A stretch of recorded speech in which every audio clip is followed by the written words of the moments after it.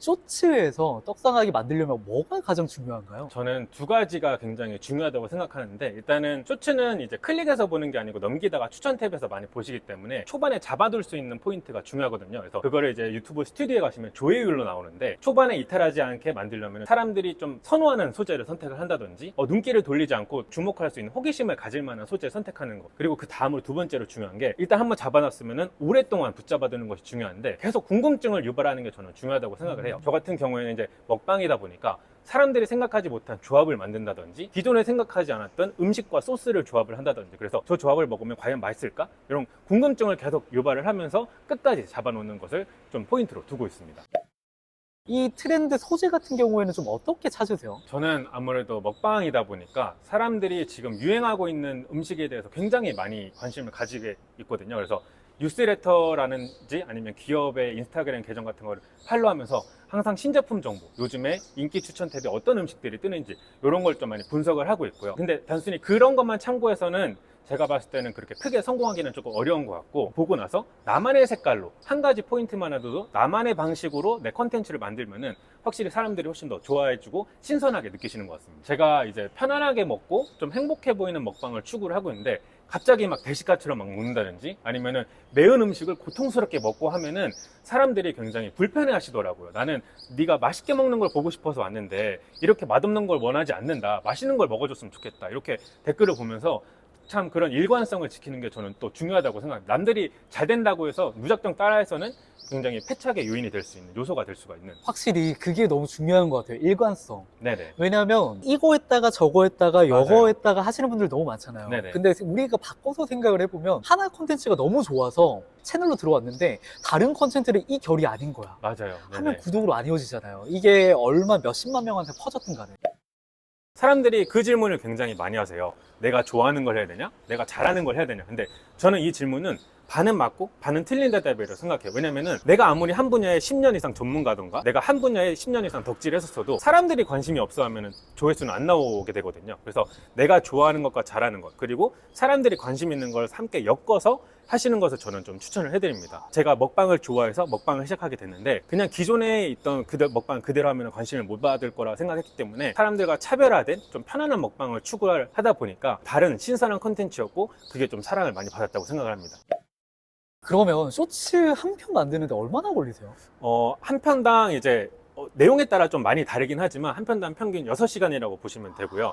기획 단계에서 1시간, 그리고 촬영은 30분에서 1시간 정도 걸립니다. 근데 편집에 4, 5시간 정도가 투입이 되고요. 1분짜리 네네. 만드는데 그리고 업로드 할 때 뭐 제목이라든지 썸네일이라든지 이런 걸 고민하는 시간이 30분에서 1시간 정도, 그래서 총 6시간 정도라고 보시면 됩니다. 그러면 좀 쇼츠를 기획하고 업로드하기까지의 플로우가 어떻게 되시나요? 일단은 제가 그 한 주 동안에 이제 어떤 콘텐츠를 올릴지 쭉 리스트업을 합니다. 그래서 이번 주에는 어떤 걸 콘텐츠를 올리면 좋겠다 선정을 하는데, 그 기준은 제 콘텐츠를 봤었을 때 사람들이 피로감을 느끼지 않게, 똑같은 콘텐츠가 여러 번 노출이 돼서 이거 뭔가 봤던 느낌이 들지 않도록 배경임이라든지 소재라든지 구도를 설정을 하고요. 그리고 그 중간중간에 또 신제품이라든지 그 트렌드에 있는 푸드가 갑자기 튀어나올 수가 있잖아요. 그런 게 혹시나 등장하게 되면은 그것도 기획안에 바로바로 반영을 해서 당일 전날 미리 바꿔놓는다든지 그렇게 좀 기획을 하고 있습니다. 작업님이 생각하셨을 때 나는 어떤 부분에서 차별화를 만들었다 이런 게 있으신가요? 사람들이 이제 먹방을 보는 대부분의 이유가 대리만족이거든요. 크리에이터가 음식을 먹는 걸 보면서 나도 저 음식을 먹고 싶지만 이 영상을 통해서 대리만족감을 느낀다는 건데, 저는 그것과는 조금 다른 의미로 사람들이 제 영상을 봤을 때 편안함과 행복감을 좀 느꼈으면 좋겠다는 부분에 좀 집중을 많이 했습니다. 감정에서. 네, 맞습니다. 그래서 제 영상을 봤었을 때 이 사람 영상을 보면은 나도 저거 한번 먹어보고 싶은데, 아니면은 저 조합은 나도 한번 해볼 수 있겠는데, 이런 공감 포인트를 많이 이끌어내려고 노력을 많이 했고요. 그것과 동시에 사람들이 불편함을 느끼는 요소가 있거든요. 뭐 쩝쩝 소리라든지 묻히면서 좀 개걸스럽게 먹는다든지, 이런 요소는 최대한 배제를 해서 제 영상을 봤을 때 자연스럽게 입가에 좀 미소를 띄울 수 있는 그런 먹방을 하려고 저는 노력했습니다. 이게 사실 사소해 보일 수 있잖아요. 근데 저는 이게 너무 중요하다고 생각해요. 왜냐면은 콘텐츠를 보고 이 인플루언서, 이 크리에이터가 좋아지고 구독으로 이어지는 행위 자체가 시청자들의 어떠한 감정을 불러일으켜야 된다라고 맞습니다. 생각을 네네네. 해요. 그래서 저 같은 경우에도 콘텐츠를 기획하거나 대본을 쓸 때 가장 많이 고민하는 것 중에 하나가 이 콘텐츠를 보고 사람들이 어떤 감정을 느꼈으면 좋겠다, 어떤 행동을 했으면 좋겠다라는 생각을 가지고 기획을 한단 말이에요. 맞습니다. 이런 기획 방향이 정해졌을 때 자고님이 말씀하시는 이런 디테일한 요소들이 그런 감정을 실제로 움직이게 만드는 되는 포인트가 되더라고요. 네네. 이런 복합적인 요소들이 다 갖춰졌을 때 조회율이나 시청 지속 시간이 굉장히 길게 나올 수 있기 때문에 그런 성과들이 잘 나온다면은 조회수도 잘 나와서 결국엔 좋은 성과로 이어질 수밖에 없는 거죠.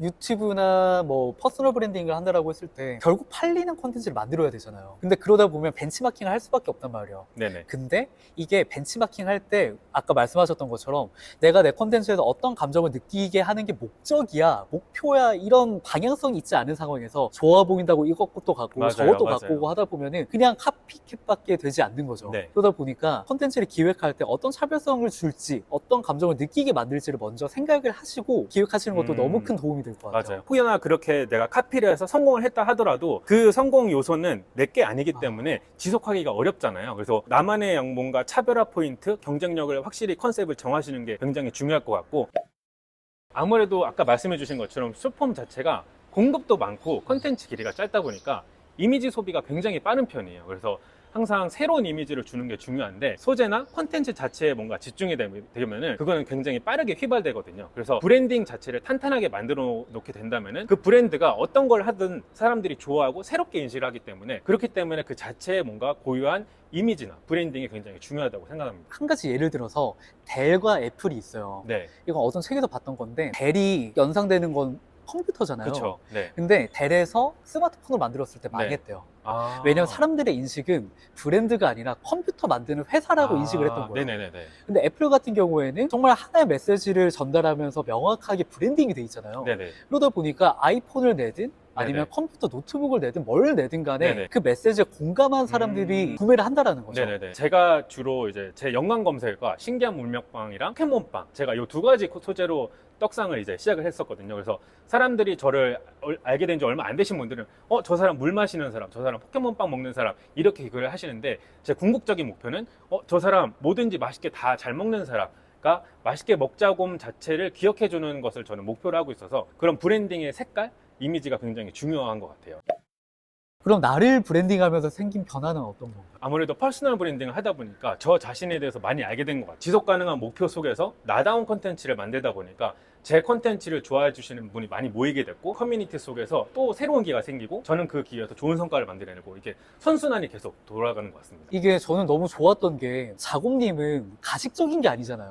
내가 막 엄청 지저분하게 먹고 엄청 막 그렇게 하는데 나는 콘텐츠에서는 가면을 쓸 거야가 아니라 나는 원래 이런 사람이니까 네네. 이런 감성과 이런 방향성의 콘텐츠를 만들어서 나랑 비슷한 걸 느끼고 싶은 사람한테 나는 편안함을 줄 거야 라는 게 콘텐츠에 보여서 이게 네네. 더 지속 가능하다고 생각이 들거든요. 콘텐츠를 제작하실 때 많이 느끼시겠지만 다양한 시도를 많이 하실 거잖아요. 저도 먹방을 처음에 시작할 때 많이 먹거나 매운 걸 먹거나 이런 걸 시도를 안 해본 건 아니에요. 자극적인 네네. 것들. 굉장히 사람들이 추구하는 굉장히 자극적이고 빠르고 많이 먹는 그런 콘텐츠를 했는데, 그때마다 약간 사람들이 억지 텐션이라고 하죠. 약간 좀 너무 부자연스럽다, 이런 거 안 했으면 좋겠다, 약간 그런 부정적인 좀 반응이 조금 있었었고, 저에 대해서 굉장히 많이 생각을 하고 나만의 콘텐츠를 만들다 보니까 오히려 사람들이 거기서 또 좋은 반응을 보여주시고 더 많이 선호를 했던 것 같아요. 이게 저도 퍼스널 브랜딩을 하면서 많이 느끼는 건데 모두를 잡으려고 하시지 않았으면 좋겠어요. 맞아요. 모두를 잡으려고 하면은 모두를 잡지 못해요. 네. 그래서 저는 퍼스널 브랜딩의 목적이 나와 비슷한 사람을 모으는 거라고 생각을 하셨으면 좋겠어요. 많은 사람들한테 노출되고 이거라기보다는 결국에 밀도가 중요하더라고요. 네네. 내가 조회수 쓰기 아니라 우리는 커뮤니티도 만들고 싶고 어떤 상품 서비스를 기획해가지고 그거를 판매도 하고 싶고 하기 때문에 사실 우리는 퍼스널 브랜딩을 하는 거란 말이에요. 네네네. 그러기 위해서는 결국에 나한테 공감하는 사람들을 모아야 되는데 너무 많은 사람들을 모으려고 하는 게 아니라 나랑 비슷한 사람들을 모으기 위해서 나는 컨텐츠에 이런 메시지를 넣는다라고 생각을 하셨으면 좋겠어요. 아무래도 채널이 커지다 보면은 나를 좋아하는 사람도 더 많이 생기겠지만 나를 싫어하는 사람도 그 속에서 생길 수밖에 없거든요. 너무 많이 네네. 생겨요. 근데 그런 사람들까지 만족시키려다 보면은 컨텐츠의 방향이라든지 나의 마인드라든지 이런 게 쉽게 무너질 수가 있기 때문에 나를 좋아해주고 나다운 컨텐츠를 지속하는 게 내 채널의 장기적인 방향을 봤을 때도 굉장히 좋은 면인 것 같아요. 퍼스널 브랜딩이든 SNS 마케팅이든 꾸준히 하시는 게 중요하거든요. 근데 성과가 나오지 않으면은 중간에 포기하고 싶으실 때가 많이 있으실 거예요. 근데 그럴 때마다 저는 항상 드리는 말씀이, 성공은 언제 어떻게 기회가 찾아올지 모르기 때문에 일단 지속하라고 말씀을 드리고 싶어요. 지금은 비록 힘들지 몰라도. 근데 이 지속을 하실 때 중요한 게 그냥 마냥 지속한다고 해서 그게 무조건 성공하라는 법은 없기 때문에 그 기회를 확실하게 잡기 위해서는 여러분이 지금 개선할 수 있는 포인트가 뭐가 있는지 조금 한번 체크를 한번 해보셨으면 좋겠어요. 책이 됐든 영상이 됐든 모임이 됐든 내가 지금 상황에서 할 수 있는 노력을 하셔서 한 가지 포인트라도 좀 개선하시면은 나중에 기회가 찾아왔을 때 그 기회를 훨씬 더 크게 성과로 만들 수 있는 기회가 되지 않을까 생각이 듭니다. 저도 너무 공감하는 것 중에 하나가 저는 이거를 꾸준함의 가스라이팅이라고 부르거든요. 맞아요. 네. 꾸준히 하면 언젠가 될 거야. 네네네. 근데 사실 이 꾸준함에도 방향성과 방법이 너무 중요하더라고요. 네네. 내가 이상한 방향으로 이상한 방법대로 꾸준하게 하면 결국 안 돼요. 네네. 그래서 내가 정말로 열심히 하고 꾸준하게 하고 있는데 내 기대보다 너무 성과가 안 나온다고 한다면 자곰님이 말씀하셨던 것처럼 한번 점검을 해봐야 되는 거야. 그죠. 결국에는 내 생각대로 하는 것보다 성공한 사람, 뭔가 성과를 만든 사람의 방법이랑 그런 걸로 한번 내 거를 적용을 해보시는 것도 너무 중요한 포인트인 것 같아요. 아무래도 이제 100만 구독자를 달성하는 게 목표고요. 이게 100만이라는 게 사실 숫자에 불과하지만 그래도 모두가 인증한, 그리고 유튜브가 인증해준 골드 버튼이라는 하나의 지표 같은 거잖아요. 상징성이 있죠. 네. 그래서 100만 유튜브를 좀 달성을 한번 해보고 싶고, 그리고 아직은 이제 구상 단계긴 하지만 자곰이라는 브랜드를 조금 더 발전시켜서 많은 사람들이 온라인뿐만 아니라 오프라인에서도 자곰을 통해서 좀 행복감을 느낄 수 있는, 세상에 조금 좋은 영향력을 끼칠 수 있는 그런 성과를 만들어내고 싶습니다.